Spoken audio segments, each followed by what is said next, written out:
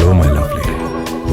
বলিউডের জনপ্রিয় তারকা জুটি রণবীর সিং ও দীপিকা পাডুকোনকে ঘিরে আবারও বিচ্ছেদের গুঞ্জন ছড়িয়েছে সামাজিক যোগাযোগ মাধ্যমে।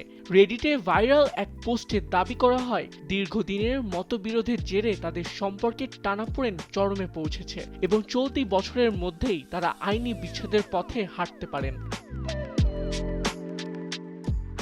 গুঞ্জন আরও জোরালো হয় রণবীর অভিনীত স্পাই থ্রিলার ধুরন্ধর দি রিভেঞ্জ সিনেমার সাফল্যের সময় দীপিকার নীরবতা নিয়ে নেটিজেনদের প্রশ্ন ওঠায়। প্রিমিয়ারেও তাকে না দেখা যাওয়ায় ভক্তদের মধ্যে নানা জল্পনা শুরু হয়। অনেকেই তাদের কন্যা দোয়ার ভবিষ্যৎ নিয়েও উদ্বেগ প্রকাশ করেন।